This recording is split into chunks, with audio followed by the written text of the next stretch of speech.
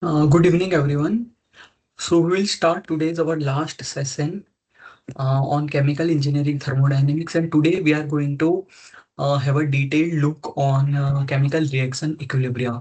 So reaction in any chemical industries, reactions are everywhere. A plus B, it gives some amount of C plus D. So if we see this example, that in terms of when we study chemical reaction equilibrium, we focus on the rate constants, how reaction rate is varying. So, and in terms of when we are saying thermodynamics, we rely on equilibrium conversion. So both rate and both equilibrium conversion, they both depend on the temperature, pressure, and composition of reactants. So there are some various examples available in literature. So one of them is this, that when we know this reaction, there's SO2 plus half of O2, it gives SO3 in presence of V2O5 vanadium pentoxide as a catalyst. So we from the literature, it is known that this reaction, the rate of this oxidation reaction, SO2 plus half O2 giving SO3, it becomes appreciable at about 300 degrees Celsius, and it increases at high temperature. So what we know for this reaction, that reaction rate increases as we increase the temperature. So can we do it as we want that? Let's say if I am increasing my temperature, I am keeping on increasing my temperature, so and so on. So is it going to help? So it is not the true answer. So what happens? What is happening for this particular reaction, that sulfur dioxide to sulfur trioxide reaction falls as temperature rise, decreasing from 90% at 520 degrees Celsius. So at 520 degrees Celsius, the equilibrium conversion is 90 percentage, and that drops to 50% at 680 degree Celsius. So these values represent the maximum possible conversion regardless of catalyst or reaction rate. So this is something maximum you can get through your reaction. So if you are going to use catalyst, so it is not going to be you are going to get 520 degrees Celsius, you are going to get 90% conversion. So it will be something less than that. So this is the maximum possible conversion you can get regardless of catalyst or reaction rate. So it is clear that both equilibrium and reaction rate, this both of these combined should be considered in the exploitation of chemical reactions for commercial purposes. So although reaction rates are not susceptible to thermodynamic treatment, reaction equilibria certainly is. So therefore, it is very important to study the chemical reaction equilibrium.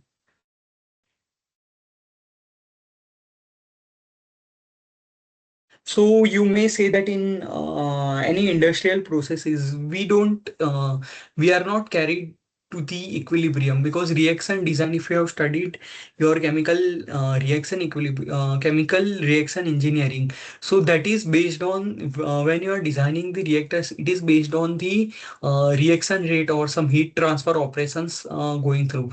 But it is important to note that the choice of the operating conditions may still be influenced by the equilibrium considerations. Okay. So that's why it is very important to study the uh, chemical reaction equilibrium. If thermodynamic analysis indicates that a yield of only 20% is possible at the equilibrium, and if a 50% yield is necessary for a process to be economically attractive, there is no purpose in processing with further analysis, because for that particular reaction, or for the path, whatever you are choosing, it can only give 20% of yield. So on the other hand, if the yield is 80%, equilibrium yield is 80%, then you can think of doing something further. Okay, so this is the first step of doing anything. What is the equilibrium conversion that you can know from chemical reaction equilibrium? Okay, so let's say we are given a feed composition for a reactive system. It is desired to find the conversion in reactant products, conversion of reactants and products. So let's say this is the reaction. Nu I AI, V1 A1 plus V2 A2 giving V3 A3 plus V4 A4, so on. So this mode of this value is called stoichiometric coefficient, and without mode it is called stoichiometric number. So this stoichiometric number is positive for products and it is negative for the reactants. Okay. This you need to remember. When it is with mode, it is called stoichiometric number, and when it is without the mode, it is called stoichiometric number. Okay, so stoichiometric number is positive for products and negative for the reactants. Let's say I have this example that CH4 plus H2O giving CO plus H2O. So what is the stoichiometric? Let's first see the stoichiometric coefficient. So stoichiometric coefficient of CH4 is 1, stoichiometric coefficient of H2O is 1, stoichiometric coefficient of carbon monoxide is also 1, and stoichiometric coefficient of hydrogen gas is 3. But when we are talking about stoichiometric number, then for product it is positive and for reactant it is negative. So stoichiometric number for methane is -1, stoichiometric number for water is -1, stoichiometric number for carbon monoxide is +1, and stoichiometric number for hydrogen is +3. Okay.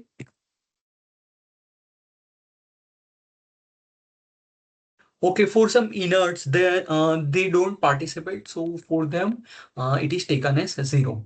Okay. So let's say, so what am I writing? As the reaction is represented by this, the changes in the number of moles of species present in direct proportion to the stoichiometric number. Okay, so 1 moles of A1 is going to react with 1 moles of A2, giving, let's say it is 1 1. It is giving 1 moles of A3 and 1 moles of A4. So this depends completely on the proportion of stoichiometric numbers. Okay, thus for the preceding reaction, if let's say I am doing zero point 0.5 mole of CH4 disappears by reaction.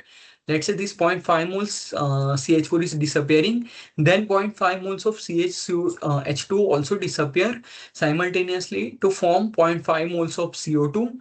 And if it is 1, both are 1 1, we get it this as 3 moles of H2. So if it is half, so we should get 1.5 moles of H2 formed. Okay, so how can we write this kind of differential, this balance? So applied to a differential amount of reaction.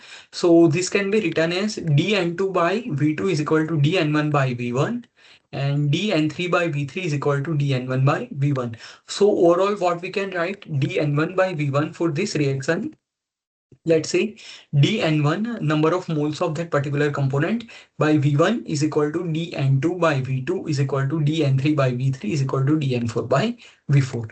This comparison of this equation yields to this thing. Okay.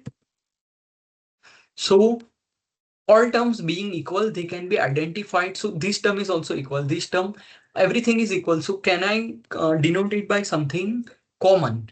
So all terms being equal, they can be identified collectively by a single quantity representing an amount of reaction. So that is called extent of reaction. So we say that dN1 by V1 is equal to dN2 by V2 is equal to dN3 by V3 is equal to dN4 by V4 is equal to whatever reactions you have should be equal to d epsilon, where d epsilon is differential of extent of reaction. Okay.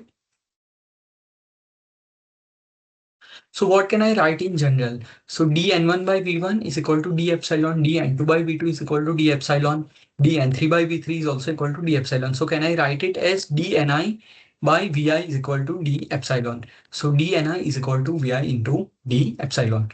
Okay, so this new variable epsilon is called reaction coordinate that characterizes the extent or degree to which the reaction has taken place. Okay, only changes in epsilon with respect to changes in mole numbers are defined by this. How epsilon is changing? Epsilon is only changing in terms of mole fraction or mole numbers present in the system. This definition itself depends for a specific application on setting it equals to 0 for the initial case. When we are saying that, let's say when we are starting the reaction, epsilon is 0, we don't have any initial moles, and 10 is equal to epsilon is equal to 0 when we have Ni is equal to Ni0, or we have only reactants present. So Ni is equal to Ni0, assuming that only reactants are product. It is not always required that only reactants are present. Reactants and products both may be present. Okay. So, so I have this reaction dNi is equal to Vi into d epsilon. So we know that Ni, when epsilon is 0, no extent of reaction, then Ni is equal to Ni0 initial condition. And when we are reaching some value, epsilon is equal to epsilon, we have some moles Ni. Okay. So if I integrate this, I get it as Ni is equal to Ni0 plus Vi into epsilon. So this is one important equation that we are getting from this exercise, that Ni is equal to Ni0 plus Vi into epsilon. Okay.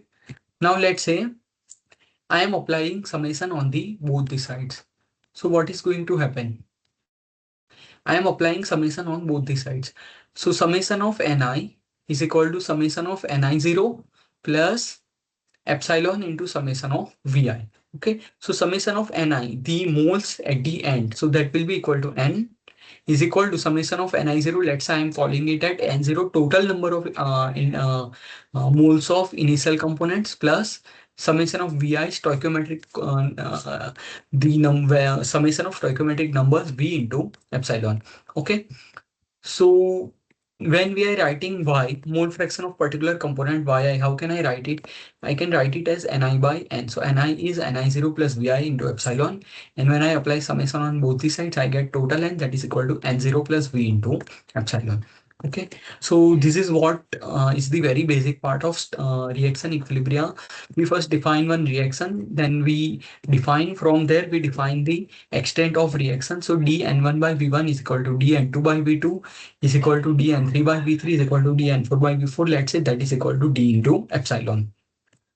So dni is Vi into d epsilon. And when I'm integrating this equation, I need to know this condition that when epsilon is equal to 0, we only have initial components, unreacted state. So only reactant molecules, assuming that we are only starting with reactant molecules. So Ni is equal to Ni0 and at time t is equal to, let's say, some time t. So we have some epsilon with some Ni values. Okay, so this is how uh, we have derived the equation Ni is equal to Ni0 plus Vi into epsilon. And then if I apply summation on both the sides, so summation of Ni will give me some total n, Ni0 will give some N0 total, epsilon remains as it is, and summation of Vi gives me total stoichiometric coefficient. So if I define yi mole fraction, it is equal to Ni by n, that is Ni0 plus Vi into epsilon plus N0 plus V into epsilon.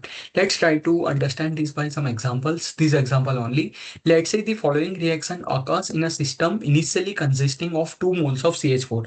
So initially I am having 2 moles of CH4, 1 mole of H2O, and here initially products are also given 1 mole of CO and 4 moles of H2. So this is our initial NI's values. Derive the expression for mole fraction of Yi as a function of epsilon. Okay, so if I want to use this equation, so what I need N0 and V. So what is N0? N0 is total number of initial moles. So N0 is 2 moles of CH4 plus 1 moles of H2O plus 1 moles of CO and 4 moles of H2. So total will be 2 plus 1 plus 1 plus 4. So that is equal to 8. So we have N0 is equal to 8. That is what we have to put here. Now what is summation of V? So V is summation of Vi. So Vi is stoichiometric number. So this is -1, this is -1, this is +1, and this is +3. So -1, -1, +1, +3. So we are left with 2. So in denominator, what do we have? We have 8 plus this N0 was 8. 8 plus V was 2, so 8 plus 2 into epsilon. Now let's say I am writing this expression for CH4. So how can I write it for CH4? So Y of CH4 is equal to Ni0, mole of particular component 2 minus 2 plus what is stoichiometric coefficient for CH4, stoichiometric number for CH4, that is -1. So 2 minus epsilon divided by 8 plus 2 epsilon. Okay, 2 minus epsilon divided by 8 plus 2 epsilon, that is the mole fraction of CH4 that we get. Now what is the mole fraction of water? So mole fraction of water will be equal to Ni0, that is 1, 1 plus what is stoichiometric number for water in this reaction? It is -1. So 1 here -1 into epsilon. So 1 minus epsilon divided by denominator is same, that is 8 plus 2 epsilon. Now for CO, how can I write it? Initially, what are the number of moles? That is 1. So 1 CO 1 plus Vi is positive 1 in case of CO into epsilon. So 1 plus epsilon divided by this number 8 plus 2 epsilon, denominator is fixed total number of molecules. And for H2, so Ni0 is 4, so 4 plus stoichiometric number is 3, so 4 plus 3 epsilon divided by 8 plus 2 epsilon. Okay, so this is how you can find out the uh, mole fraction if you know the extent of reaction. Okay, I hope this is clear. So we just defined first Ni is equal to Ni0 plus Vi epsilon, then applying summation rule, we got Yi n is equal to N0 plus V epsilon, and Yi is Ni by n, and from there we get the value of mole fraction. We got the expression for the mole fraction. Okay, now then we took one example. Now, let's take one more example. What is it saying? Consider a vessel that initially contains only N0 moles of water vapor. So this is only initially N0 moles of water vapor. If decomposition occurs according to this reaction, find the expression that relate the number of moles and mole fraction of each chemical species to reaction coordinate epsilon. Okay. Now, to use this expression, we should know first N0. So what is N0? N0 is some N0 number, and that is only for water vapor. So N0 is equal to N0. Then what is V? V is total stoichiometric number. So 1 minus 1 plus 1 plus half. So that is only half. So in denominator for all equation, we have N0 plus half of epsilon. So when I am writing for H2O, H2 and O2, it is N0 plus half epsilon in denominator. Now in numerator, what is this term? N of H2O. N of H2O is equal to Ni0. What is Ni0? Are there any moles of water vapor present? So yes, N0 moles of water vapor present. So N0 plus Vi into epsilon. So Vi is minus 1. So N0 minus epsilon divided by N0 plus half epsilon. Now similarly for this H2. So what are the initial moles of H2? We are not given any moles of H2. We are only starting with moles of water vapor. So here this term is going to be Ni0 is going to be 0 in case of H2 plus Vi into epsilon. So what is the stoichiometric number? That is 1. So we only have epsilon. So epsilon divided by N0 plus half of epsilon.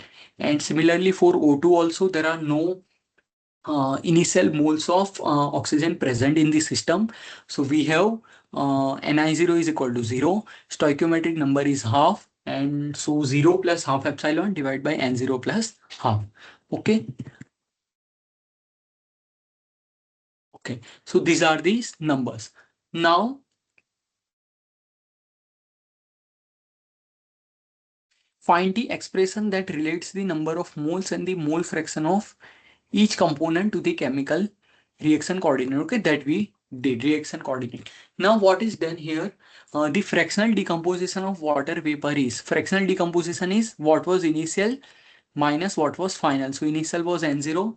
What is the amount remaining? N0 minus epsilon at the end divide by N0. That will give me the fractional decomposition of water. So initially N0 moles were present, final N0 minus epsilon. So N0 minus N0 minus epsilon divided by N0, that is epsilon by N0. So when N0 is equal to 1, it is directly related to the fractional composition of the water vapor. Okay, so this is what you were supposed to learn from this exercise. Ni is equal to Ni0 plus Vi epsilon, and N is equal to N0 plus V epsilon. Okay. Yeah, one more thing to remember, stoichiometric number, they don't have any units. Okay. So if this Vi has no units, you understand this thing. This new item has no units. So N is in moles, N in moles. So epsilon should also be in terms of moles to maintain the unit consistency. Okay. So now this is what we started with, and it was a very easy concept in terms of understanding. Now let's say I'm starting with some multiple reactions. So instead of one reaction, CH4 plus that where did that reaction go? So instead of this one reaction only, CH4 plus H2O giving CO plus 3H2. Let's say I am having one more reaction simultaneously occurring. So in that case, how to find this particular thing. So when two or more independent reactions proceed simultaneously, a second subscript here indicated by J serves as the reaction index. So I stands for component and J stands for reaction. Okay, a separate reaction coordinate epsilon J then applies to the each reaction. Okay, so one reaction, so first reaction, it is one first reaction coordinate. For second reaction, it is another reaction coordinate. Okay, thus this new IJ designates the stoichiometric number of species I in the reaction J. Okay. So similar equation here also we can write D and I, change of this, the number of moles of species Ni may change because of several reactions. Okay, it does not just change because of one reaction. So we have to write dni is equal to summation of nu ij d epsilon j for particular reaction. Let's say I'm writing for the first reaction. So v1 nu 1 in first reaction d epsilon 1 plus nu 2 in second reaction, nu 1 in second reaction into epsilon 2. So same constraints also apply here, that Ni is equal to Ni0 and epsilon j is equal to 0. So we have Ni is equal to Ni0 plus summation of j nu I comma j epsilon j. And when I am applying summation all over, so summation of Ni0 will be equal to total summation of Ni will be equal to total n, and this summation, this just turns out summation j summation I nu I j. So this is nothing but my stoichiometric coefficient of that particular reaction, the whatever reaction I am considering. So what we get this expression as yi is equal to ni0 plus summation vij epsilon j divided by n0 plus summation vj epsilon j.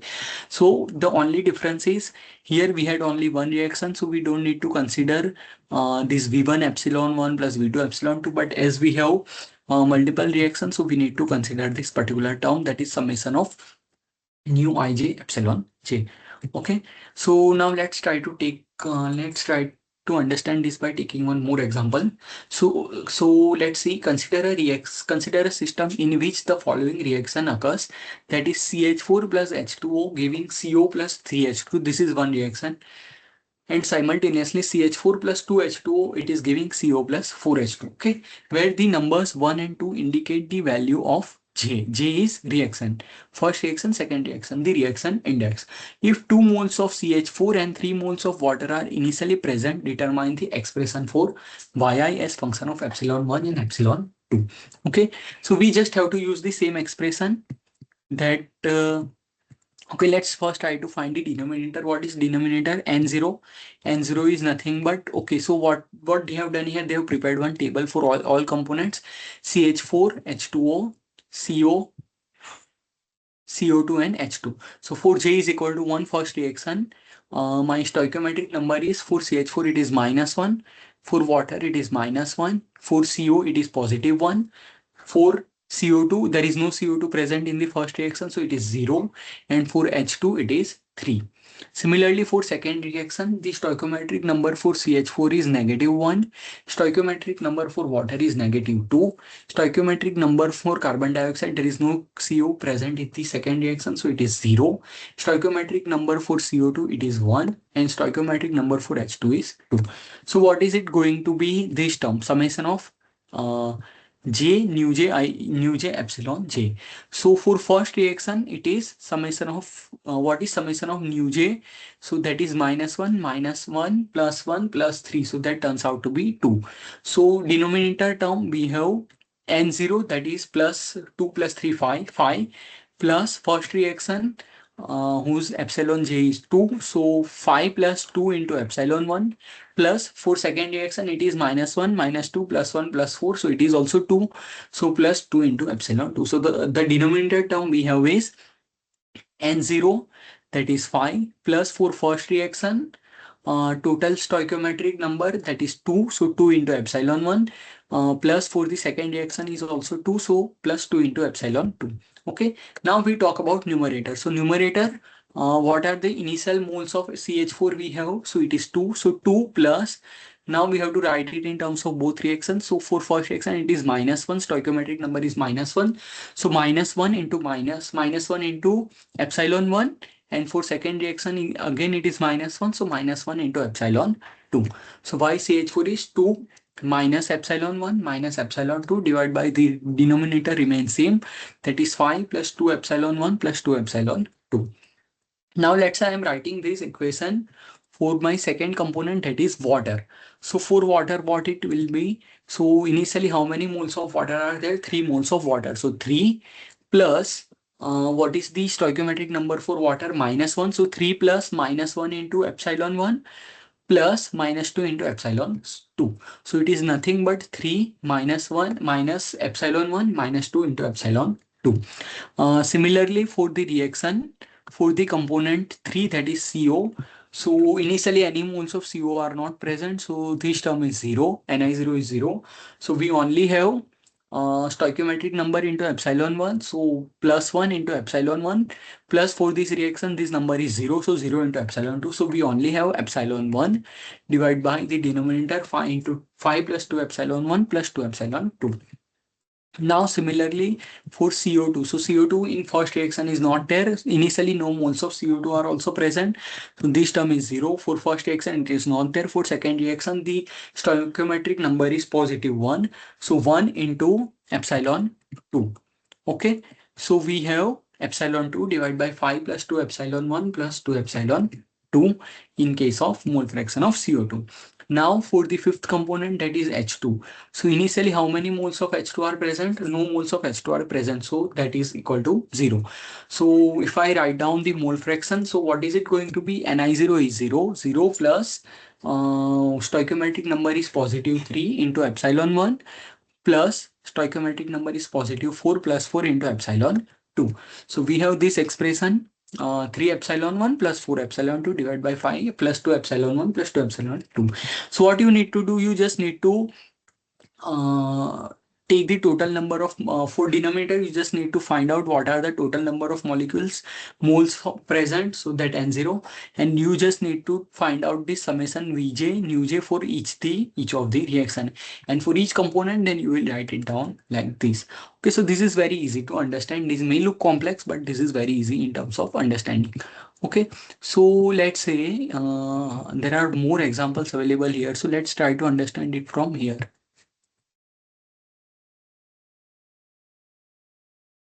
Okay, so we already have derived this expression.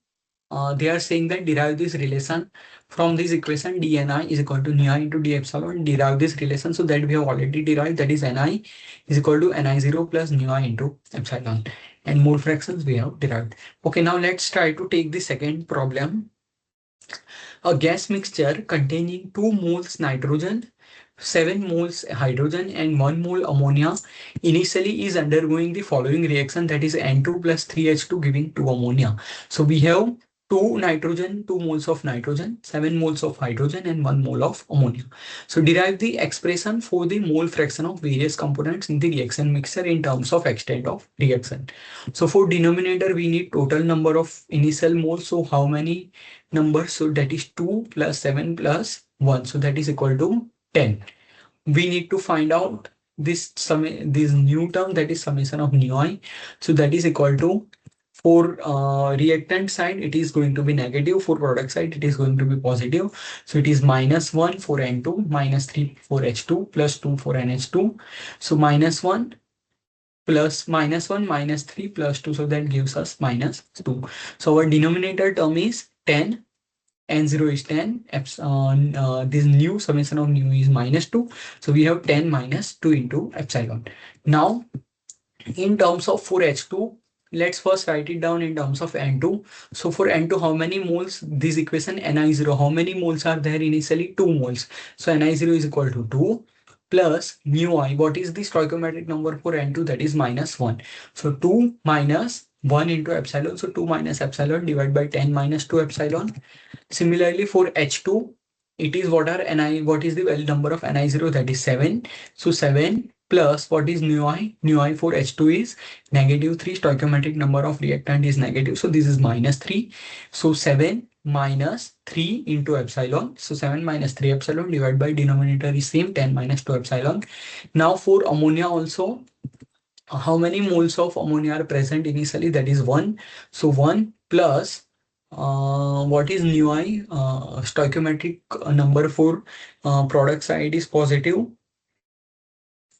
So it is 2. So 2 into epsilon divide by, so 1 Ni0 ammonia over 1. So 1 plus 2 into epsilon divide by 10 minus 2 into epsilon. Okay.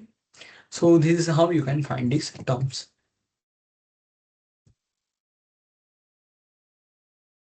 Okay. So we are supposed to explain how the conversion of this limiting reactant is related to the extent of reaction. So first we need to find out what is the limiting reactant in this case. So that is H2. Okay. So what will be the moles of nitrogen? Let's say the fractional conversion of nitrogen is Z, then the mole of nitrogen in the reaction mixture is N moles of N2 at initial minus, let's say, Z moles converted. Fractional conversion was Z, so Z minus Z into N of N2, moles of N2 initially. What were the number initially? Okay, so how can I write it down? My Z is equal to minus nu into N2 divided by N2O. How? The moles of nitrogen in the mixture in the terms of extent of reaction will be N0, N20 plus nu into N2. Correct? If I write it down in terms of this term, what can it be? Moles of N2, N20 plus nu of H2 into epsilon. So these both terms are same, where we are saying that, let's say, Z is the fractional conversion. So initially N2 is present minus Z is the fractional conversion into what was the initial. So these two terms are same. So this NH2O cancels out, and N20 and N20 cancels out. So we only have Z is equal to minus nu of N2 into epsilon divided by N20. Now, since the stoichiometric number is a negative for the reactant, N2 it is negative, right? It is minus 1. So we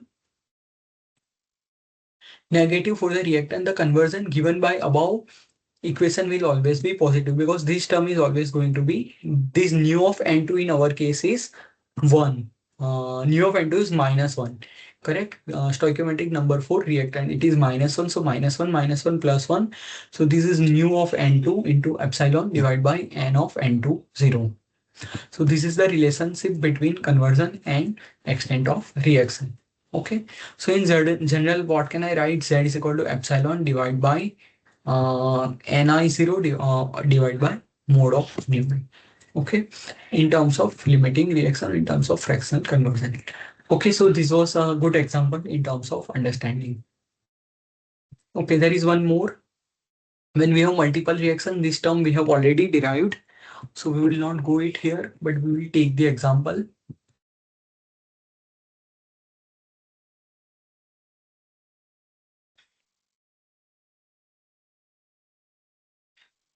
So let's say I'm having this reaction CO2 plus 3H2, giving this square is the typo in PDF. When it is converted to PDF, it becomes this. So this is just arrow, forward, backward arrow. So CO2 plus 3H2, it is giving methanol CH3OH plus water. And second reaction is CO2 plus H2 is giving CO plus H2. Okay. So I need to develop the expression for mole fraction of each species. Okay. So what was our expression? Ni0 plus summation of J Vij epsilon J divided by N0 plus summation of J nu J epsilon J. I am speaking it V, but it is actually nu. Okay. So initially, what is stored? A gas mixture containing 3 moles of CO2, 5 moles of H2, and 1 moles of water is undergoing this reaction. So what is total number of initial moles? N0. N0 is 3 plus 5 plus 1. That is equal to 9. Now, for the first reaction, what is my new one? New one will be equal to minus 1 minus 3 plus 1 plus 1. So minus 1 minus 3 plus 1 plus 1. So that gives us minus 2. This is N1, but it is not N1 written. It is new one. The stoichiometric, the summation of stoichiometric coefficient for reaction 1. Stoichiometric number, not coefficient.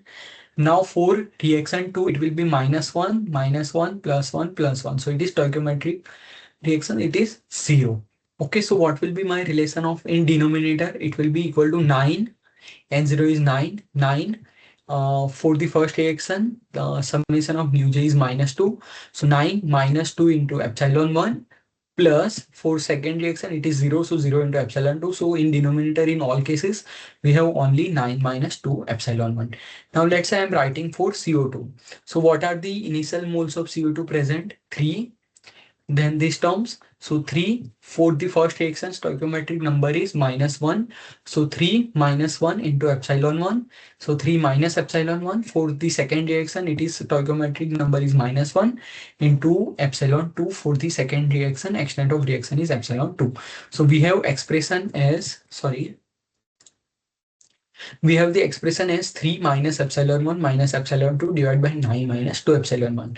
Similarly, for H2, I want to write. So it is going to be, what are the initial moles of H2 present? 5. So 5, the stoichiometric number is -3 for H2. So 5 minus 3 into epsilon 1. For the second reaction, it is -1. Stoichiometric number is -1. So -1 into epsilon 2. So 5 minus epsilon 1. 5 minus 3 into epsilon 1 minus epsilon 2 divided by denominator remains same, 9 minus 2 epsilon 1. Now for, let's write it down for water. So water, it will be, what are the initial moles of water? Only 1 mole of water is present. So it will be 1 plus 4 stoichiometric number 4, water is present in the both reaction, it is present in product side. So stoichiometric number will be +1 for water in this reaction, +1 for water in this reaction. So 1 into epsilon 1, 1 into epsilon 2, and these 1 moles were initially present. So we have 1 plus epsilon 1 plus epsilon 2 divided by 9 minus 2 epsilon 1. Now for CH3OH methanol, we don't have any initial moles of methanol present, right? We are not given anything, so it is 0. So this term is 0 plus methanol is only present in the first reaction in the product side. So stoichiometric number for methanol for first reaction is 1 into epsilon 1. For the second reaction, it is not present, so it is 0. So we only have epsilon 1 divided by 9 minus 2 epsilon 1. Similarly, for case of what we are left with, we are left with CO. So CO, initially no moles of carbon monoxide is given to us. So this term is going to be 0. Stoichiometric number for CO is going to be +1. So 1 into, for this first reaction, it is not there. So this term will be 0. For the second reaction, it is 1 into epsilon 2. So 1 into epsilon 2 divided by 9 minus 2 epsilon 1. Okay, so this was all about how to find or how to correlate mole fractions with extent of reaction. Okay. Now, how can we say that the reaction is at equilibrium? How can we say that we have achieved equilibrium? Okay. So for that,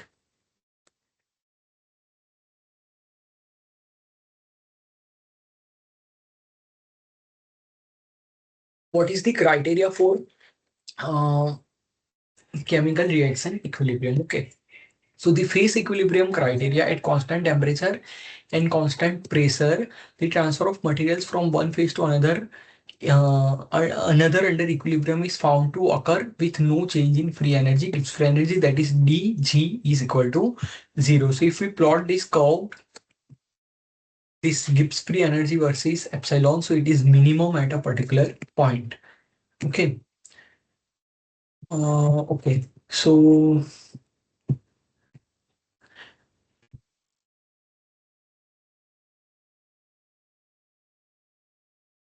what is this dg term? So dg, what was the equation we had studied? Vdp minus sdt plus summation of mu into dn, correct? But at constant temperature and pressure, this t and p terms goes out, so we are only left with mu into dn. So what is our criteria? Summation of mu into dn, that is dg, said that should be is equal to 0. Okay, so let's try to understand it. So to determine the slope of a reactive system at equilibrium, we need to relate the reactant extent epsilon to the total Gibbs free energy. The total Gibbs free energy of a closed system at constant temperature and pressure must decrease during an irreversible process, and that the condition for equilibrium is reached when G, Gibbs free energy, is minimum. Okay, so we have dg is equal to 0.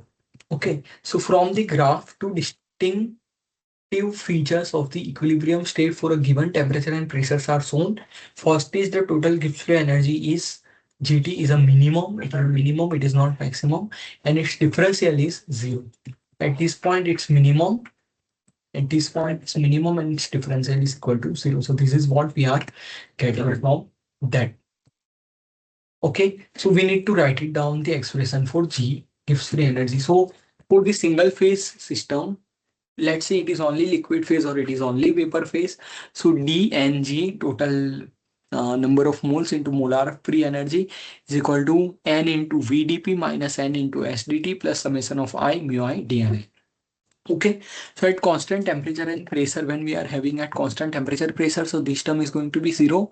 This term is also going to be zero. So we are only left with D and G is equal to summation of I mu I into D and I. Okay, now at equilibrium, we know that D and G is equal to zero. So at equilibrium, we should achieve this as summation of mu I D and I is equal to zero. Correct. Now, what is D and I? D and I is equal to this term. D and I is equal to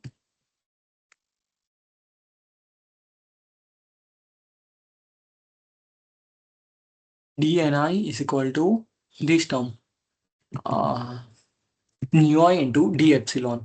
Correct. So if I put here that nu I into d epsilon, so we get that summation of nu I mu I is equal to 0, because d epsilon will not depend, so d epsilon comes out, so either d epsilon will be is equal to 0. So if d epsilon is 0, it doesn't make any sense, so we should have summation of I mu I is equal to 0. So that is what it is derived here. Okay, so it is going towards the minima G versus epsilon. Okay, so when I derive this relation, I get this. Correct, and this should be equal to 0. Mu I is equal to 0, because d epsilon we expect it not to be 0. So what? How can I define summation of mu I from this expression? It is equal to del Ng by del mu I at constant Tp is equal to del Gt divided by del epsilon. Okay, this term I am just defining in terms of del Ng by del epsilon when constant pressure and temperatures are there. So these two terms goes to the 0. Okay, thus the quantity summation of mu I represents in general the rate of change of total Gibbs free energy of the system with respect to the reaction coordinate at constant temperature and pressure. So this figure shows that this quantity is 0 at equilibrium state. Okay, so summation of mu I should be is equal to 0 at equilibrium, and this is the criteria for chemical reaction equilibrium. Okay, now we have two terms, nu I and mu I. So we know chemical potential terms, we have defined a lot about that. So let's try to relate it here. So mu I can be is equal to some gamma I of t plus RT ln Fi cap fugacity of component I in the mixture. Okay, so when I am writing in terms of standard state, I can write it down as Gi0 is equal to this term plus RT into ln Fi0. So mu I minus Gi0 will be equal to RT ln Fi cap by Fi0. Okay, so when I am putting this mu I in term here, so see what I first wrote. This I recall this relation, mu I is equal to gamma IT of that is function some constant, that is function of temperature, plus RT into ln Fi cap fugacity of component I in the mixer. So when I am writing in terms of standard state, so mu I will be is equal to Gi0. This constant remains as it is, plus RT into ln Fi0. For pure species in standard states, this will be the case. So if I subtract this from this, so mu I minus Gi0 is RT ln Fi cap by Fi0. So if I put mu I here, so my equation will be summation of I nu I into mu I is this Gi0 plus RT into ln Fi cap by Fi0 is equal to 0. Okay, now let's say I am opening this term. So what will it be? Summation of I nu I Gi0 plus RT into summation of I ln Fi cap divided by Fi0. Okay, into nu I. So let's say I'm writing A into ln B, so I can write ln B raised to A. So that is what they have done. They have written raised to AI. Okay, so I have a term summation of nu I gi naught plus RT summation of I ln Fi cap by Fi0 raised to nu I, that is equal to 0. So what is this ln? So what is this going to be? Ln A plus Ln B plus Ln C. So what can I write it down as? Ln A plus Ln B plus Ln C is Ln A B C. So what can I write this term? Ln Fi cap by Fi0 summation of Ln Fi cap by Fi0 raised to nu I. I can write it down as Ln of pi I Fi cap by Fi0 raised to nu I. That this represents summation. This means that Ln F1 cap by F10 into F2 cap by F20 raised to nu I. That term always remains. So this ln pi I Fi cap by Fi0 raised to nu I is equal to minus summation of nu I gi0 divided by RT. Okay. So this term ln Fi cap ln sorry, this term pi I Fi cap by Fi0 raised to nu I, this term it has a significance, and this term is known as, it is defined in terms of K, and that is called equilibrium constant of the reaction. So this K, so this term is K, so ln K is equal to minus summation of I nu I gi0, so that is just for reactant minus product, so we have just delta G nu I gi0, we are defining in terms of delta G. So minus delta G is divided by RT. So ln K is equal to minus of delta G0 by RT. Okay. Because Gi0 is a property of a pure species I in its standard state at fixed pressure, it depends only on the temperature. Okay. So thus this equation 14.12 implies that delta G0 and hence K are also functions only temperature. So if I change the temperature, this K is going to change. Despite its dependence on temperature, K is called the equilibrium constant for a reaction. Delta G naught is the standard Gibbs free change, Gibbs energy change of the reaction. It's not something that it is going to remain constant, but it is depending on temperature, and each temperature it remains constant. So this term is known as equilibrium constant. Okay. So this is what we have derived.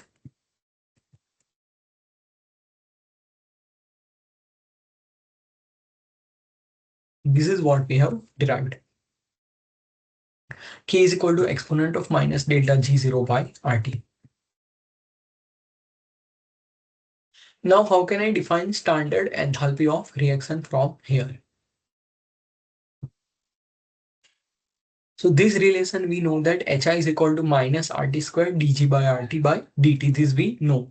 So if, let's say if I am applying summation on both the sides, so summation of nu I into HI0 is equal to minus RT squared d into summation of I nu I GI0 by RT divided by dt. So I can write it down as delta H naught is equal to minus RT square d of delta G naught by RT divided by dt. This is a similar term that does not change. Okay. Now, see, this is minimum, this is maximum, but it reaches at it's equal to 0. So this is how we define equilibrium constant.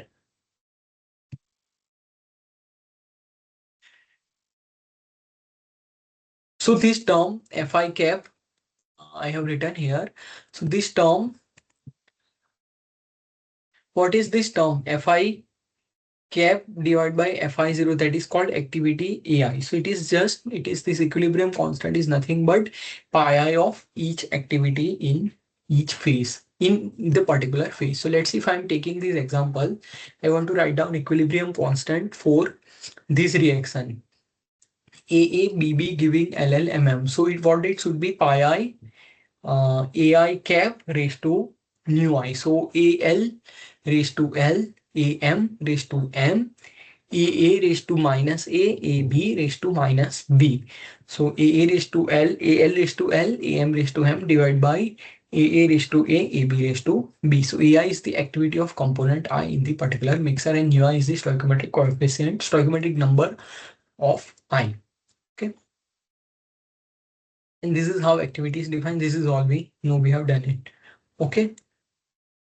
So for gaseous systems, the standard state chosen is pure component gas at pressure at which its fugacity is unity. So therefore Fi0 is equal to 0. Okay, this we are going to have a look soon. It is there here. I do not to go there right now. So I'm just keeping this part right now. We will see that. So for this reaction, how can I define my extent of reaction? How can I define my equilibrium constant? It is A of H2 stoichiometric coefficient square raised to 2 raised to stoichiometric coefficient. So activity of H2 raised to 2, activity of O2 raised to 1, activity of H2O raised to minus 2. So it is in denominator. So for this reaction, let's say I have defined reaction in this term, but let's say I'm defining my reaction in this way. Here it was 2H2O giving 2H2 plus O2, but now I am defining it as H2O giving H2 plus half O2. So what will be my equilibrium constant? Equilibrium constant will be activity of H2, activity of O2 raised to half divided by activity of H2. So it is very important how we are defining our reaction.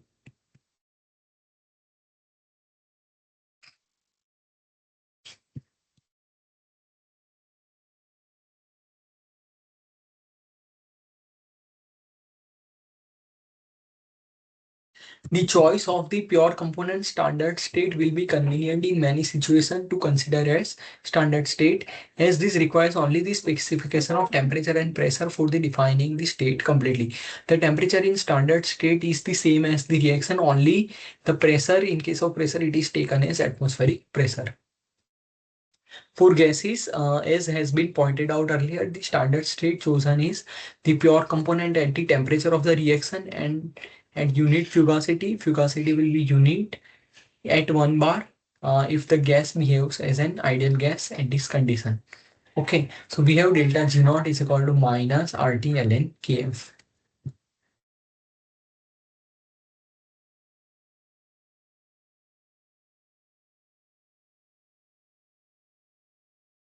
Okay,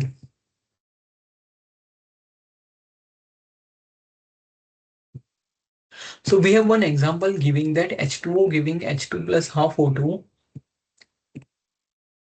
If delta G naught for the reaction is 0, then K is equal to 1, right? Delta G is equal to minus RT ln K. So if delta G is 0, R can't be 0, T can't be 0 for this particular case. So ln K is 0, so K is equal to 1.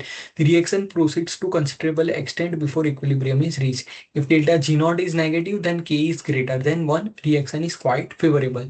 But the situation becomes less favorable as delta G naught increases in the positive direction. It should be in the mind that feasible from this. Okay. So they have given one example that for methane synthesis reaction with delta G0 is equal to 46,200 kilojoules per kilomole at 600 Kelvin is found to be feasible. This reaction is carried out at high pressure to overcome the unfavorable free energy change.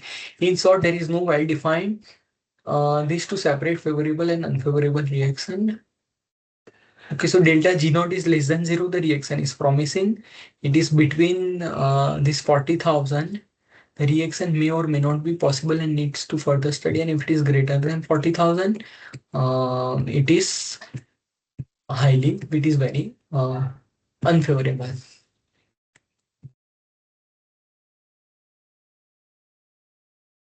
Okay, now how these equilibrium constants varies with temperature. What are the effect of temperature, pressure, all those terms on equilibrium constant?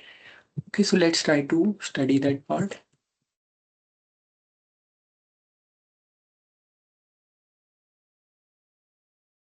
Okay, so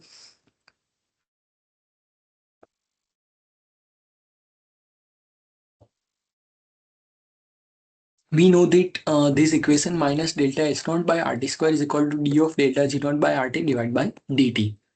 Okay, now what is this delta G naught by RT? It is equal to ln K. So minus delta H naught by RT square is equal to minus of delta G by RT is, see, let's have a look again the reaction. Delta G naught by RT is equal to minus of ln K.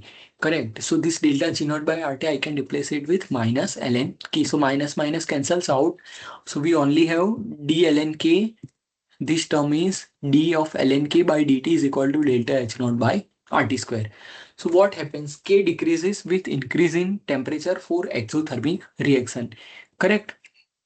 Because this term is negative for exothermic reaction. So K decreases when we are increasing the temperature in case of exothermic reaction, and K increases with increase in temperature for endothermic reaction. Okay, now let's say delta H naught is independent of temperature. So we have, if I integrate this equation both the sides, so ln K will be equal to ln K2 by K1 or ln K by K0 is equal to delta H by R. 1 upon T square is 1 upon T. So 1 upon T naught minus 1 upon T. So this equation we get it as ln K by K naught is equal to minus of delta H naught by R 1 by T minus 1 by T0.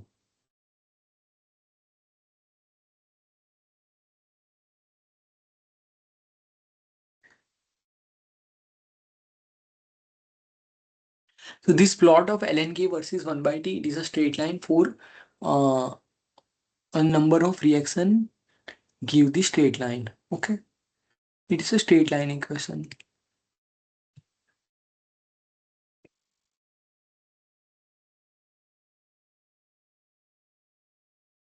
So this is the Vance-Off equation. This is called Vance-Off equation. This d ln K by dt is equal to delta H naught by RT square. Okay. So this is called Vance-Off equation. But let's say uh, K is delta H naught. It is varying with temperature. It is not constant with temperature. So what do? We add one more term in the expression, that is K1. So we say that K is equal to K0 exponent of minus delta H naught by R. This equation we have K is equal to K0 exponent of minus delta H naught by R 1 by T minus 1 by T0.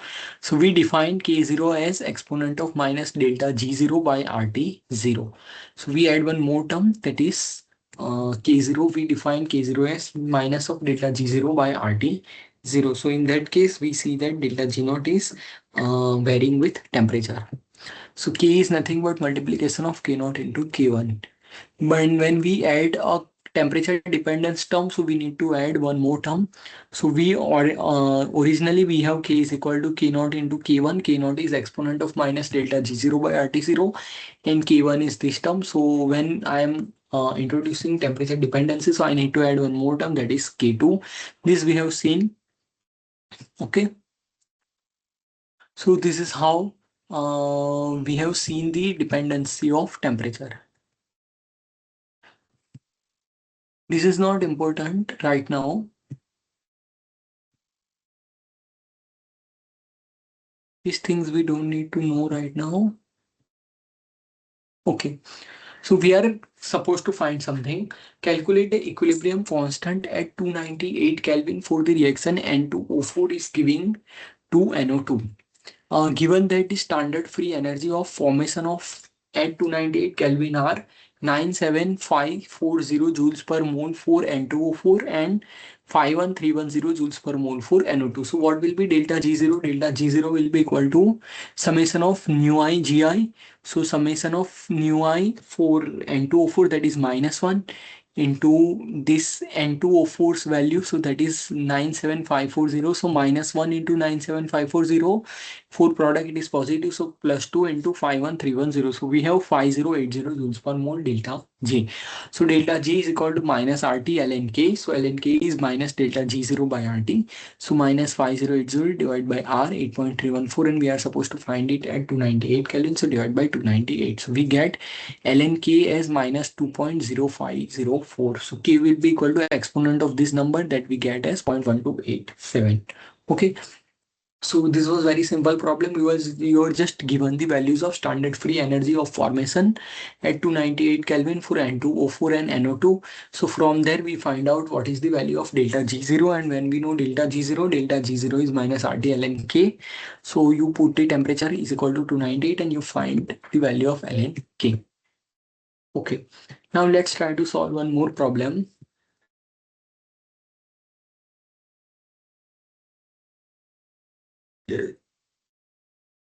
The standard heat of formation and standard free energy of formation of ammonia at 298 Kelvin are minus 46100 and minus 16500. So heat of formation is given.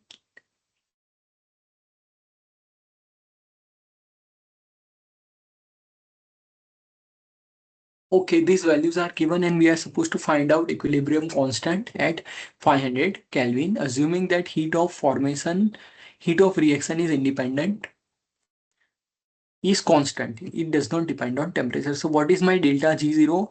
Summation of product, nu I into product minus summation of nu I into reactants. Okay. So for product, so for this N2 and S2, it is going to be 0. So this is going to be NS3 is minus 16500. So it will be 2. Stoichiometric number will be positive. Stoichiometric number will be positive for product. So it is 2 into minus 16500, that is minus 33,000 joules per mole. Okay, so what is my lnk? Lnk is minus delta G0 by RT. So delta G0 minus of delta G0. So minus of minus 33,000. So 33,000 divided by R, 8.314 into temperature, that is 298 Kelvin. So lnk is 13.3195. Okay, so K is equal to 6.0895 into 10 raised to 5.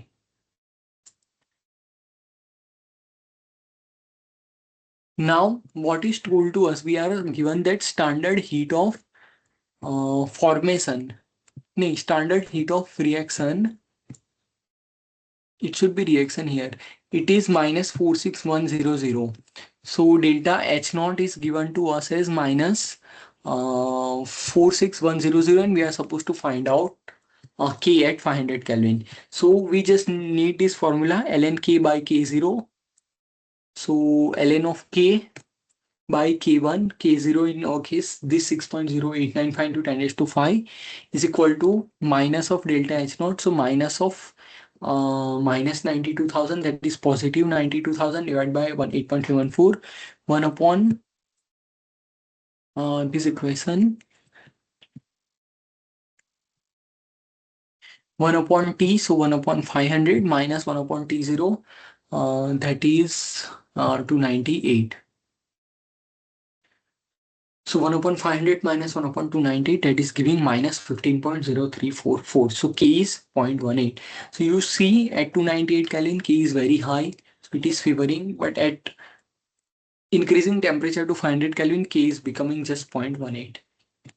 Okay, so this is the effect of equilibrium constant on temperature, assuming delta H naught is constant with temperature. Okay, so we have one more reaction. N-butane is converted to I-butane, normal to isomers. By the action of catalyst at moderate temperatures, it is found that the equilibrium is attained at the following composition at 317 Kelvin.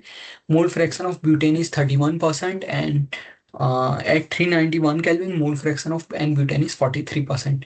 So assuming that activities are equal to the mole fraction, so A is equal to X only. So we don't need to find activity Fi by that is only mole fraction. Calculate the standard free energy of reaction at 307 and 317 and 391 Kelvin and average value of heat of reaction. Okay. So what is K? K is equal to N-butane to isobutane. So activity of isobutane raised to 1 into activity of butane raised to minus 1. So activity of I-butane divided by activity of N-butane. So we are told that activity is equal to mole fraction. So mole fraction of N-butane is 0.31 in denominator. So rest will be isobutane, that is 0.69.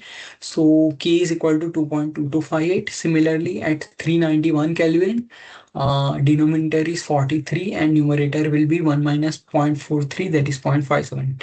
So at 391 Kelvin, my K will be equal to 1.3255. Okay. Now what is delta G0? Delta G0 is minus RT ln K. So for both temperatures 317 and 391. So it is minus R minus 8.314 into temperature 317 into ln of this 2.2258. So delta G0 at 317 is minus 2108.74 joules per mole, and delta G0 at 391 Kelvin is minus 8.314 into 391 into ln of this. So we get minus 916.03 joules per mole. Okay, so we are supposed to find out the value of average, calculate the standard free energy of reaction that we calculated, and average value of heat of reaction. So how can we have two K values at two temperatures. So what we can do, ln K2 by K1, ln K2 by K1 is equal to minus delta H by R 1 by T minus 1 by T1. So ln of 2.22 by 1.3255 is equal to minus of delta H by R 8.314, 1 upon 317 minus 1 upon 391. So if I calculate, I get it as delta H naught is minus 7218.02 joules per mole. So this is how it looks like, ln K versus 1 by T. We had seen it. So it's like this. We get this kind of plots. We are not seeing temperature dependence of delta H here because it is going to be very, very messy.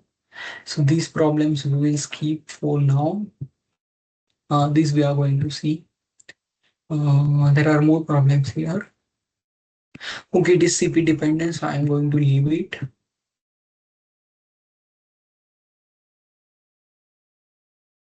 Okay, something is given to us.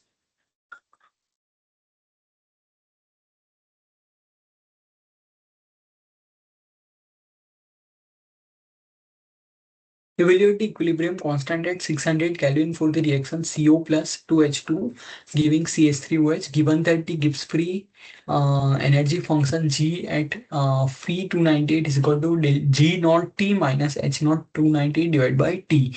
For CO, H2 and methanol at 600 Kelvin are this. Gibbs free energy of the at 600 Kelvin are given to us. The heat of formation at 298 Kelvin of CO and CH3OH are also given. Okay, so let's first try to find out H naught at 298. So that will be equal to stoichiometric number of CH3OH, that is 1 into minus 20070 plus minus 2 into 0 plus minus 1 into minus 11050.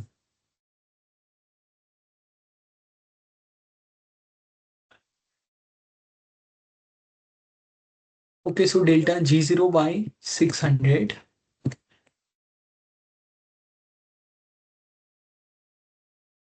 Okay, we also need to find this G0T term. So that is minus 203.81 minus minus plus, minus 1 into minus 203.81 plus minus 2 into minus 136.39 plus 1 into minus 249.83. This is this term, correct?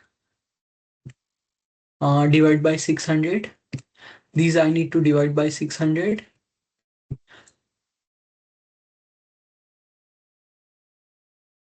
And delta H naught we already found out, that also divide by 600.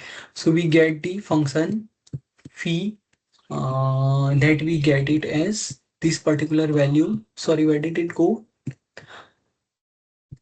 This particular value, and this then we just need to do delta G, ln K is equal to minus delta G naught by RT, and we get the value of K. Okay.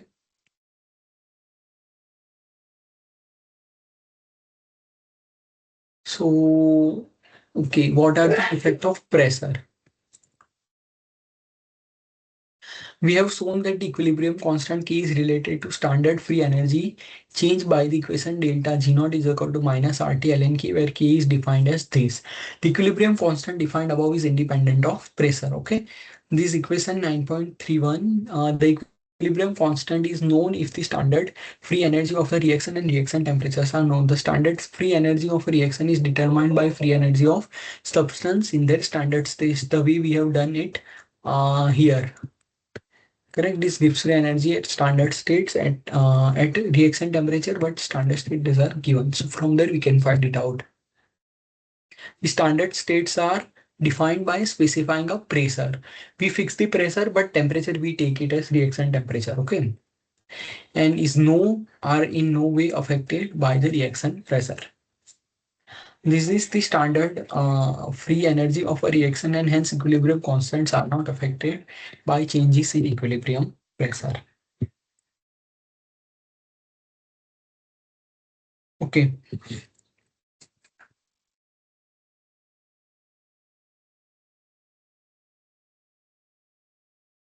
Equilibrium constant may not change, but equilibrium, what is it called? Equilibrium constant may not change, but equilibrium composition may change with change in pressure.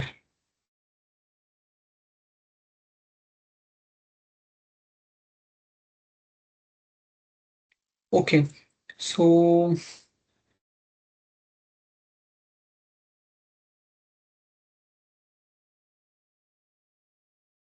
let's try to move ahead. Let's try to solve this problem.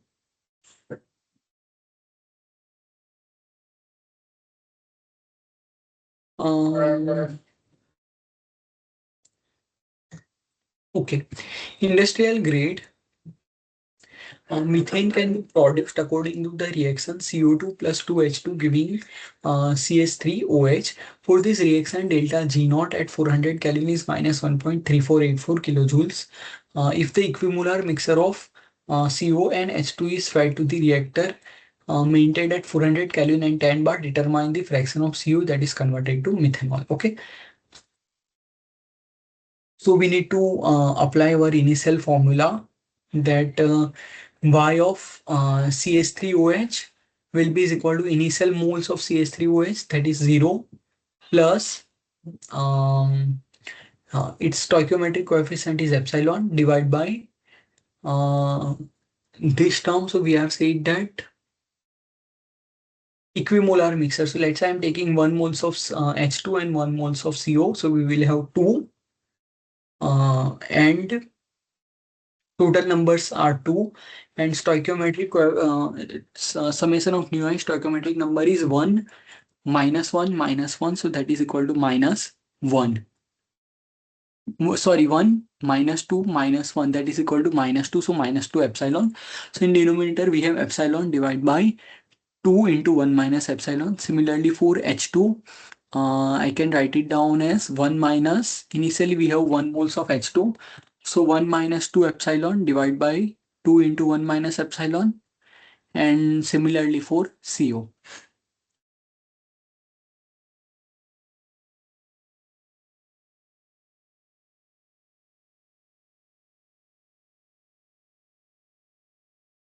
Okay.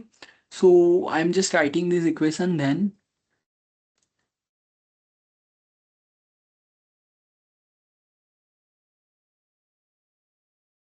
So Y of CH3OH, that is equal to epsilon divided by 2 1 minus epsilon divided by this term 2 times.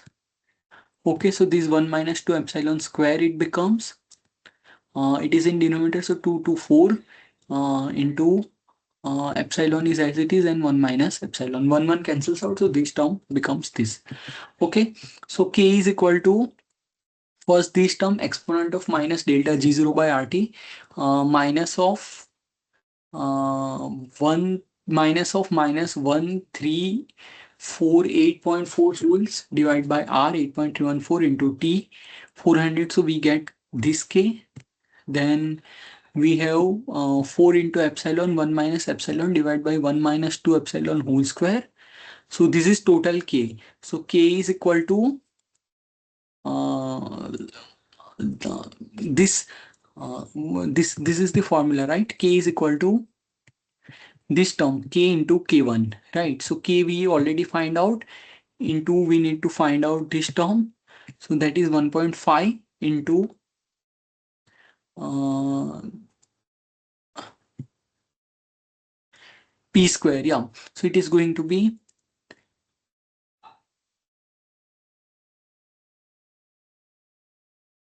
okay, it is from here. Okay, we have not studied this yet. it is from here, p raised to v, p raised to nu. Okay, this we are going to study now. Okay, let's keep this on hold. Let's first finish this concept. Okay, so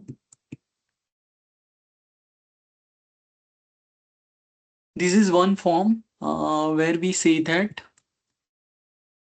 fugacity of an ideal gas is equal to its pressure. Fi0 is Pi0.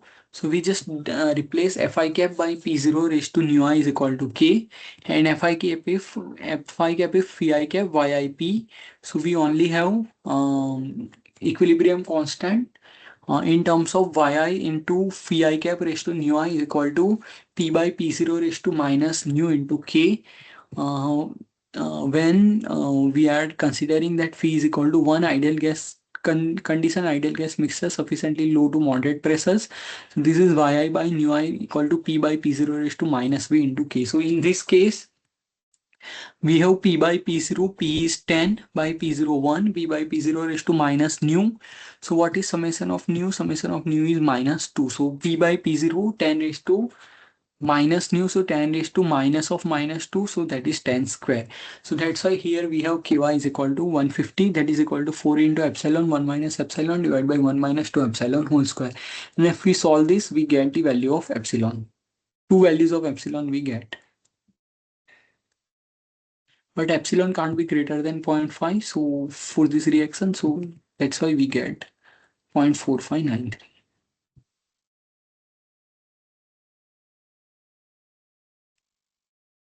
Okay. So these are some example based on this concept. So in this concept, let's try to have a look it again. I finished it in a hurry.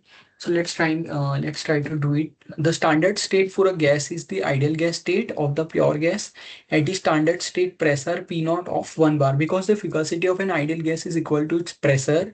So we replace Fi0 as Pi0 or P0. So we replace Fi cap by Fi0 as Fi cap by P0. So sum is pi I Fi cap by P0 raised to nu I is equal to K.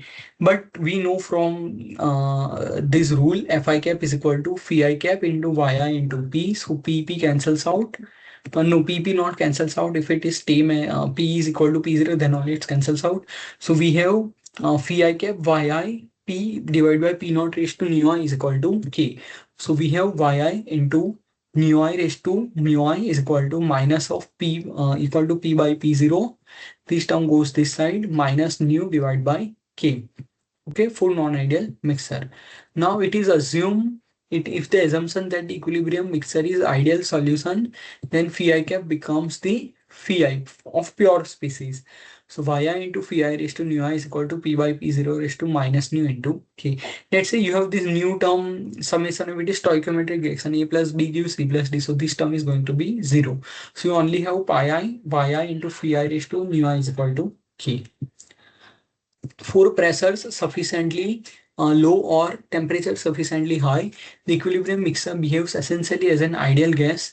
So phi cap is equal to 1. So yi raised to nu I is equal to p by p0 raised to minus nu into k. Okay. Now, when we are dealing with ideal gas, when we are dealing with liquid phase reaction, so we can use Lewis Randall rule. So Fi cap will be replaced with xi gamma I Fi. And Fi will be from Poynting correction factor Fi set exponent V minus V into P minus P set by RT. And this gives this particular expression pi I xi gamma I raised to nu I is equal to K exponent of Pi set minus P by RT summation of nu I gamma I. Okay.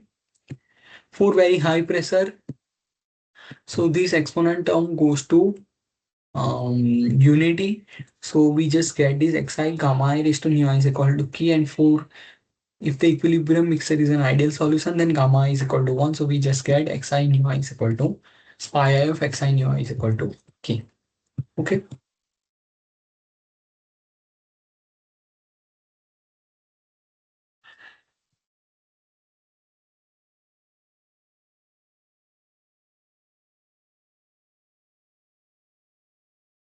Okay, I don't want to show these very complex examples.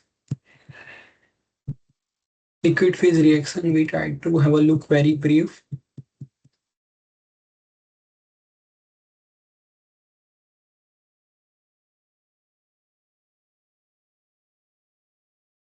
Okay, so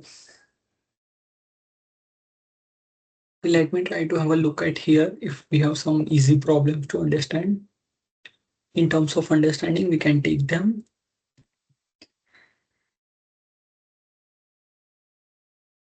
No, these are very tough problems and we should not go. Not at this stage. It's not required for you.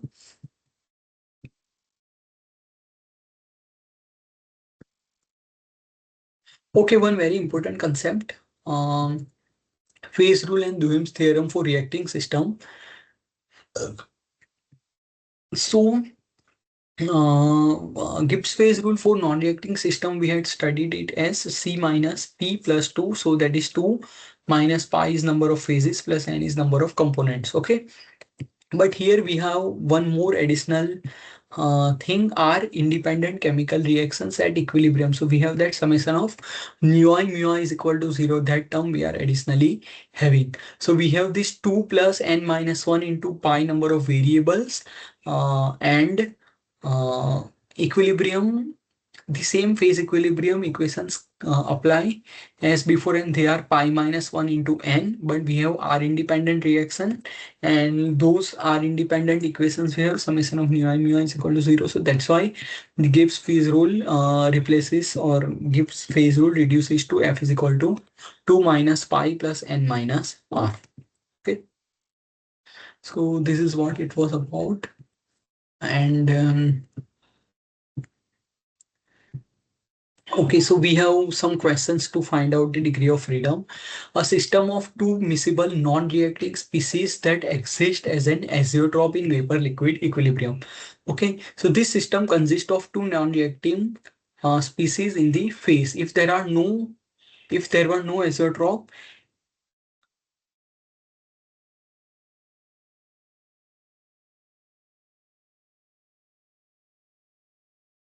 so C component, how many component? Two component and two phases. So C minus P plus 2 is equal to T if there were no azeotrope. But if we have additional constraint as azeotrope that x1 is equal to y1, so we have R is equal to minus 1, and we get degree of freedom is equal to 2 minus 1 is equal to 1. Okay, so azeotrope is giving one additional constraint to the system. Similarly, a system prepared by partially decomposing CaCO3 into an evacuated space. So CaCO3 is giving CaO plus CO2. So we have one reaction occurring. So R is equal to 1. So component, three component. So 2 minus, phases, solid phase and gas phase.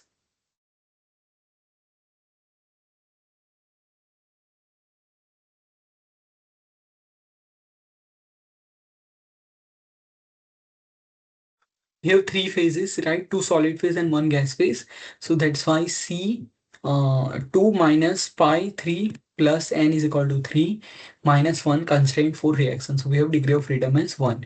Similarly, for this reaction,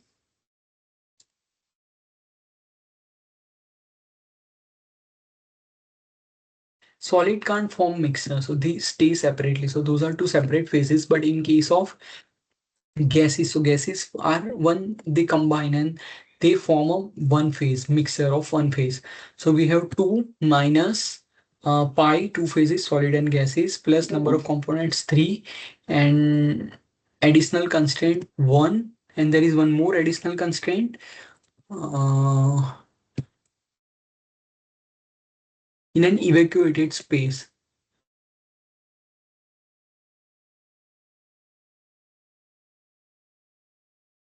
This is equimolar, right? We are told that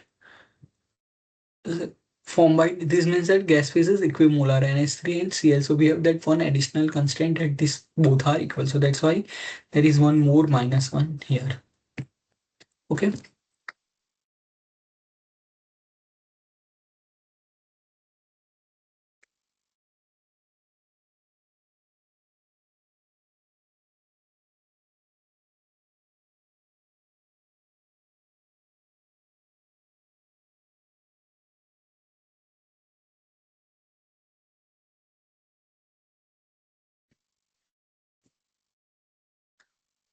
Okay,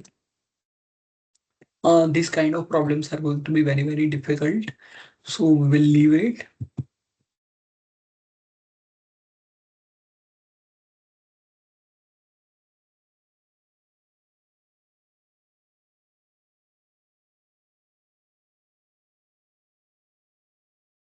Okay, these all things we will not be seeing.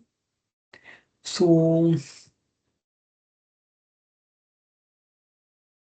okay, so we will now have a look at some problems.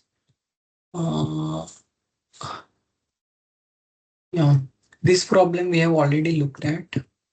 These also, Lee Kistler also we have done. Okay, let's do from here.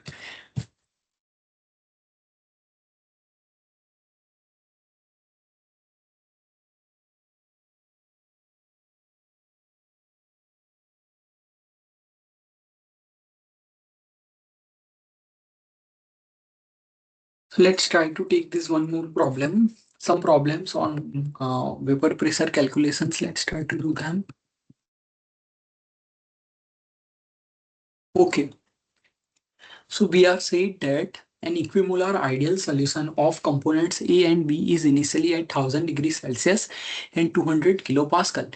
It is isothermally expanded till it starts vaporizing. So the first droplet of liquid is getting converted into vapor. It is called bubble point.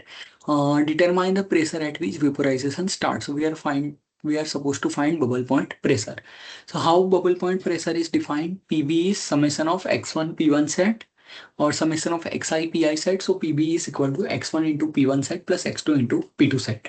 Okay, and we are told that at 1000 degrees Celsius the saturation pressure of A and B are 120 kilopascal and 150 kilopascals respectively. Okay, so it is XA PA set plus XB PB set. So XA equimolar mixture 0.5 into PA set 120 plus XB, that is 0.5 into PB set, that is 150.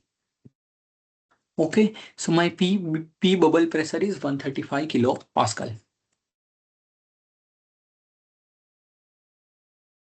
And I am also supposed to find out the composition. So how can I find composition? Y1 into P is equal to X into P set. So Y is equal to X into P set by P. So X is 0.5 equimolar, PA 120 kilopascal given in pressure. P bubble we find it out as 135 kilopascal. So we get 0.444 as initial composition of the first bubble that is formed. Okay. Now, a solution containing 0.2 mole fraction of N-pentane, 0.35 mole fraction of N-hexane, and remaining N-heptane is continuously fed to a flash vaporizer which is maintained at 95 degrees Celsius and 150 kilopascal. Okay, so we have three components: 0.2 mole fraction of pentane, 0.35 mole fraction of N-hexane, and remaining N-heptane, that will be 1 minus 0.2 minus 0.3. Okay, I have not written here. So that is there.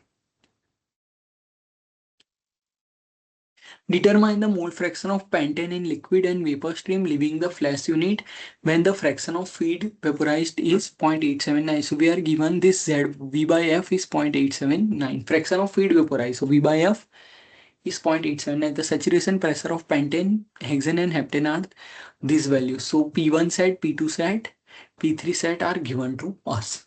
Okay.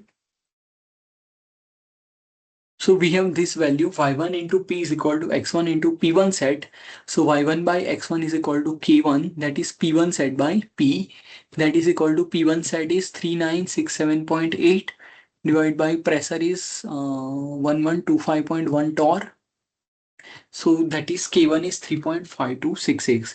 Now if I apply material balance, so Z into F into ZF is equal to L into XI plus V into YI. So YI can be replaced at K1 into X1. Then ZF will be equal to L by F into X1. X1 is common, so I'm taking X1 common. So it is L by F plus V by F. So V is nothing but L plus V is equal to F. So V is F minus L by F into K1. So I can write it down. I'm supposed to find X1 is equal to ZF1 divided by L by F plus F minus L by F, F by F minus L by F, 1 minus L by F into K1. So ZF is 0.2 given to us, right? Zero point 0.2 of heptane, because we are supposed to find out its heptane. Sorry, pentane. Zero point 0.2 is pentane. We are supposed to find out the mole fraction of pentane in liquid and vapor stream. Okay, so 0.2 pentane is given L by F. It is 1 minus 0.879. From here, so it is 0.121 plus this is 0.879 into K I find out as P1 set by P, that is 3.5266. So I get X1 is equal to 0.0621. Okay. Now what do we know? We know that Y1 by X1 is equal to K1, that is 3.5266. So Y1 by X1 is equal to 3.5266. Y1 by 0.0621 is equal to 3.5266. So Y1 is equal to 0.219. Okay. Um, there is one more problem. Vapor pressure of acetone and acetonitrile can be evaluated by this particular equation. Temperature is in Kelvin, pressure is in kilopascal. Assuming that they form an ideal solution, calculate X1 and Y1 at 327 kilopascal, 327 Kelvin and 65 kilopascal. Okay. So what do I need to do? I need to put 327 here. So I will get P1 set and P2 set at 327 Kelvin. So what will I do? I put 327 Kelvin here. So I get P1 set is equal to 85.12 kilopascal. Similarly, I put T is equal to 327 Kelvin here. So I get P2 set is equal to 39.31 kilopascal. And from bubble pressure, P is equal to X1 P1 set plus X2 P2 set. So I know the value of P, that is 65 kilopascal, correct? So what do I do? X1 P1 set plus X2, I am replacing it 1 minus X1 P2 set. So P2 set minus X1 P2 set. So X1 will be equal to P minus P2 divided by P1 set minus P2 set. So P is 65, P2 set is 39.31. These values are there, so I can find out X1. That is coming out to be 0.56. And we know that Y1 into P is equal to X1 into P1 set from Raoult's law, and we can find out the value of Y1 from X1. Okay. And heptane and toluene form ideal solution. At 373 Kelvin, their vapor pressure are 106 kilopascal and 74 kilopascal respectively. Determine the composition of liquid and vapor in equilibrium at 373 Kelvin and 101.3 kilopascal. Okay. So what do we know? We know P1 set, we know P2 set, and we know P, that is 101.3 kilopascal. So P is X1 P1 set plus X2 P2 set. X2 is 1 minus X1 P2 set. This term is P2 set minus X1 P2 set. So X1 will be P minus P2 set by P1 set minus P2 set. So I have P as 101.3 kilopascal minus P2 set 74 divided by P1 set minus P2 set 106 minus 74. So I get X1 is equal to 0.853. Very easy problems. Just you need to understand what you are supposed to do. Then we will apply Raoult's law. Y1 into P is equal to X1 into P1 set. So Y1 will be equal to 0.853 into 106 by 101.325. That gives 0.893. X1 is 0.853. Y1 is 0.893. Reach in both phases, liquid and vapor. Now, a mixture of benzene and toluene is in equilibrium with its vapor. The relative volatility of benzene to toluene is 2.5. So alpha is given to us as 2.5. Find out the mole fraction of benzene in vapor phase if its liquid mole fraction is 0.5. So we know this relative volatility is P1 set by P2 set. So if I apply Raoult's law, Y1 into P is equal to X1 into P1 set. So P1 set will be equal to Y1 into P by X1 and P2 set will be Y2 into P by X2. So alpha is Y1 by X1 divided by Y2 by X2. Correct? Now Y2 is 1 minus Y1, X2 is 1 minus X1 and X1 is given to us as 0.5. So this term is just cancel. 1 minus 0.5 is 0.5, 0.5 is 0.5. So this cancels out. So 2.5 minus 2.5 Y1, alpha is 2.5, correct? Yeah. So 2.5 minus 2.5 Y1 is equal to Y1. So Y1 I get as 0.71. For very easy problem. This may come in your exam. Okay, liquids A and B form an azeotrope containing 46 mole percent A at 101.3 kilopascal and 345 Kelvin. At 345 Kelvin, vapor pressure of A is 84.8 kilopascal and that of B is 78.2. So we are given that this forms azeotrope. Okay, so we know that for modified Raoult's law, we are supposed to find the activity coefficient. So we are dealing with non-ideal systems, correct? So we have this modified Raoult's law y1 into p is equal to x1 gamma 1 p1 set. So at azeotrope x1 is equal to y1. So this cancels out. So we are only left with p is equal to gamma a pa set. So p is given to us as 101.3 and PA set is given to us as 84.8. So gamma A, I get it as 1.19 phi, 1.195. What will be gamma B? Gamma B will be simply is equal to P by P2 PB set. So P is 101.3 and PB set is 78.2. So I get gamma B is equal to 1.295. Okay.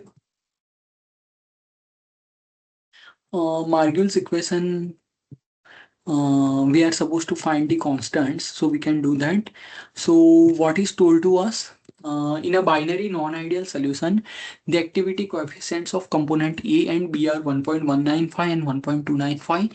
Calculated 2 suffix Margol's equation. Okay, so what is 2 suffix Margol equation? Ln gamma A is equal to A into xb square, ln gamma B is equal to A into x square. So what is given to us? Gamma A and gamma B are given. So ln of 1.195 divided by ln of 1.295 is equal to xb 1 minus xa divided by xa whole square. So this ratio is 0.6895. This is 1 upon xa minus 1 whole square. So this will be square root. So it is 0.8301 is equal to 1 by xa minus 1. So I get xa is equal to 0.5464. So if I know xa, I put here xa 0.5464, gamma b I know. So I can easily find out the value of Margol parameter, that is coming out to be 0.8658.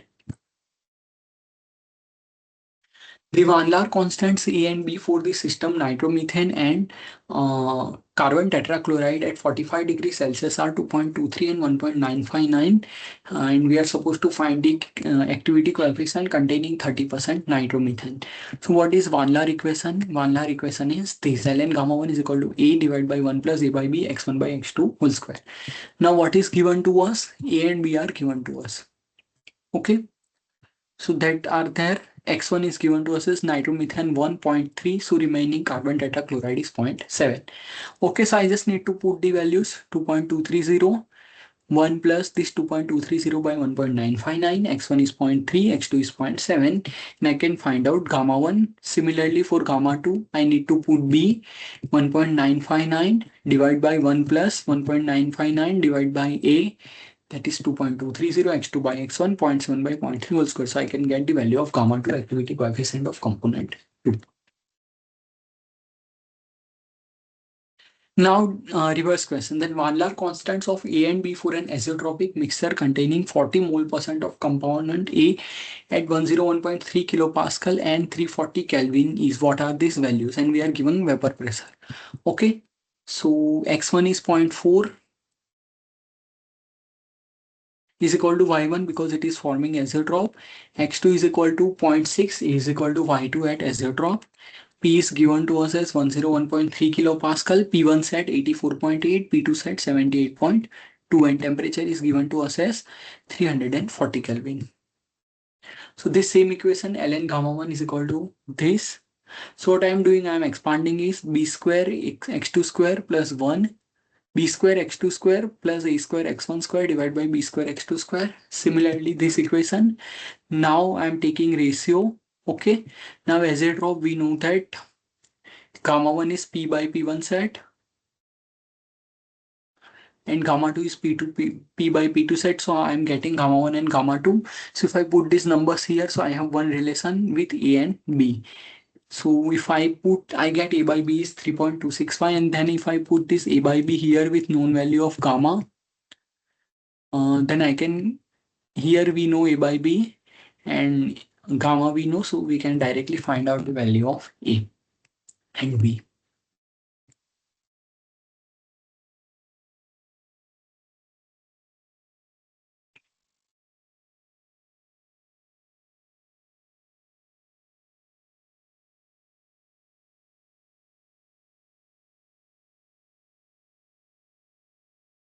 At 1 atmospheric pressure, ethanol water solution forms an azeotrope at 78.15 degrees Celsius with isotropic composition of ethanol as this 0.8943, estimate the activity coefficient of ethanol at atmospheric pressure, and we are given these constants. Okay, so at this constant we can find out P1 set and P2 set, A minus B by T plus C. Correct. For ethanol at 78.15 degrees Celsius, we know that P is equal to 1 atmospheric pressure, so gamma is just P by P set. So that is coming out to be 1.006. Okay, so this is all about chemical engineering thermodynamics. Thank you so much. If anyone has any query, please feel free to write me to this particular email ID. I will try to resolve your query. Thank you so much.